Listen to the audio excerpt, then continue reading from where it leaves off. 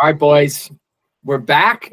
Sess Says episode 2. This is Max Effort. I'm Danny Sess. We got Bryan. Dalton tagged you in last time, so I'm really happy you're able to come on here. You're someone I wanted to talk to for a long time, and finally making it happen. Thanks, brother. Yeah, it's good to talk to you. It's good to be on here. Finally meet face to face, because I know we talk a lot on IG and over the last year, 2 years really. Yeah, so it's good to kind of finally chalk it up. Yeah, this is cool. So the IG chat has been like so fun the last couple of days. Like everyone is like so invigorated with this Get Stacked 125. And one of the things I thought we could start with was like where you're from. Everyone was chiming in yesterday. So maybe who you are, where you're from, your lunch streak, a couple of quick hitters to get started. Yeah, sure. So I live in Connecticut, born and raised. So like lower Connecticut, more closer to New York City. I actually don't know my current lunch. I think it's 383 or 384 days, like that. So it's over a year. Cruising. I'm trying to get to 1,000. That's the goal right now. And I'm feeling good. So I think that is definitely an attainable goal. Yeah. The 1,000 is wild to me, because it's like, it's more than just every day. It's 3 years, holidays, birthdays. And then you saw like, some of the big guys this year with Dan S and Travis, like hit their 1,000. And then just like, you have to message them like, this is so incredible. Like, I don't know if your friends are loving this or not, but this whole community loves it. So very cool. Yeah, listen, all the milestones are amazing. Like 100 days, 200 a year, 500, whatever. But I think 1,000 is like really like the like elite streak. You know what I mean? Like, I think that's just like, you've been doing it for a long time. You've gone through sickness, like you said, holidays, like you just don't miss. So I think that's like where you're like a true lunger if you hit 1,000 days. Yeah. So. There was one day like during the I Want Ab stuff that I was sick. And I was like, my wife's like, what are you going to do? I'm like throwing up. I'm like, I'm going to have to find a way to do it. And I did it. And it was a slow time, but like afterwards I was like, this is pretty badass that I was like out here lunging. And that's it. Like, cause when you get through those days, it's like, then okay, like I can do this through anything, so that's true. And the whole thing is a metaphor in life. You can do this, I can do anything. Yeah. So let's talk a little Get Stacked 125. 5-second pauses today, a lot of volume with the chest. How'd it go? Good. I mean, listen, I haven't done bands in a while. Like I was all about the band waves, like up to the point where, whenever G was doing like 4 bands, like, I was all in on that, and just haven't done that in a while. More so like I was doing the pump 30s plus the Get Stacked, like max effort lifts, but I wasn't doing the band stuff. So I was doing a lot of like pause work and everything like that. So it getting up back under the bands was tough. I know it's only like one red, but it definitely humbles you a little bit. And the 5 seconds in that hole is just ridiculous, like under band tension. So it's good though. I mean, we just got off Squat-tober. Me, Dalton, and Billy did that. So the squats are feeling good, but it was all back squats. So like the front squats are taking a little bit more to get used to the mechanics. But yeah, I mean, I'm excited to get back into the program full time. I'm trying to find ways to like cut down, because I know a lot of the concern on a lot of people doing the Get Stacked is the time involved. Sure. Taking an hour and 45 to 2 hours. I know we've talked about that, but I'm trying to really get through the sets in as quick as possible and get it under like an hour and a half or an hour and a half. So that's kind of like my goal right now. Yeah, for sure. I think the GPP is a little cut down from where it's been, but I agree. I'm waking up even a little earlier just to make sure I'm getting it all in and getting home, for my responsibilities as a dad and stuff too. So it's tough, but you post a lot of your lifts, and I was going to say your squats are always like so impressive, man. I don't squat anything close to what you do. But so always impressive to see, and I'm happy you post it. It's something that motivates me. Like, oh man, I gotta up my game here a little bit.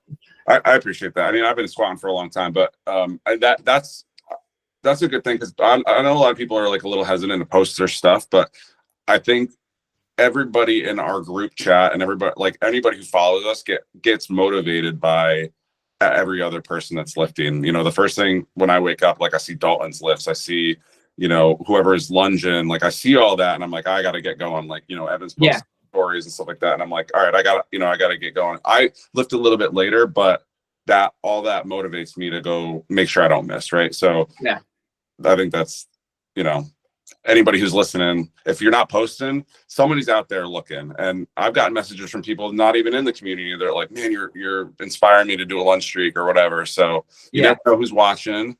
And you can motivate somebody. That's, that would be my message to anybody who's like kind of on the fence about really posting their stuff. Well, I like it too, because now Corey's doing his streaks, right? He's on like day 13 or 14. And like, that's motivating too. That's the guy we all look up to. And now he's going through the same struggles that we, like when he was so sore the first day, it's like, okay, this is very relatable. Yeah, for sure. Yeah. So I was going to say the craziest thing that I thought I heard today was Billy saying, who's another monster squatter like you guys. He listens to a podcast when he lifts. That's wild. But you topped it. You said, I listen to nothing. No music? Nothing? Lately, I've listened to music, but I did, like, when I first started going to the gym, I had this, I don't know why I had this, but I had this, like, rule. I was like, I'm not listening to anything in the gym. And I think it was more to try to get, like, into the muscle-mind connection more. And I also thought I was just being, like, badass, just getting there and not listening to anything. But, like, I started listening to it after a few years, but I went probably like 3 or 4 years of like training without any music. And it was just like my rule, like, you're not listening to anything. You're going to get there and really like pay attention to your body and what's going on and stuff like that. And I loved it. So I actually might go back to that. Oh man, you're a beast. That's like some Goggins shit to me. That's like you're locked in a hole and the only way you're getting out is if you lift this weight, like that's like some man stuff. I'm impressed. All right, cool. So we're going through this all together. It's really helpful to have everyone and hear everyone's feedback on everything. So, 125. We're 2 days in. Let's go. How are you eating these days? So I'm bulking. So I think my baseline is really like AF 102 / I'm adding rice a lot actually. Okay. I needed to eat a lot more in October just because the squat volume was and the weights that we were putting up were enormous, and I was like just burning through all the food. So I was basically doing like AF 102 with rice instead of sweet potatoes, and then my spikes were just out of control. Like I was doing whatever I wanted basically. Yeah. And then I was like, I'm basically dialing it back in. I'm at 1015 right now, and then my spikes are I'm doing bananas, peanut butter, and then frozen cherries, and then I'm probably cheat spiking a little bit more than normal just because I'm still trying to bulk up. Like I got up to 202 body weight at the end of Squattober, and like within 2 days of eating kind of normally, I was back to like 197. So like my body's just like a machine right now. So I'm trying to fuel it, but not get too out of control with like eating too much sugar and all that crap. So yeah, that's awesome. I've heard you talk about seasonings before in the past. Yeah. You used to eat it just plain, like not even a little pepper or something on there. But now you said you're into the seasonings game. Anything you'd recommend to somebody? I really like Kinder's. Yeah, Kinder's. So they got the blend, which is just basically like salt, pepper, garlic. That's a really good one. There's like a wood fire grill. I go to Costco and grab those. Oh yeah. And then there's a couple other ones that I like, just like McCormick's, like steak or rotisserie chicken seasoning. They're moderate sodium, and then you just find them at the local grocery store, and anything that's like really has no sugar in it, I'll do. So.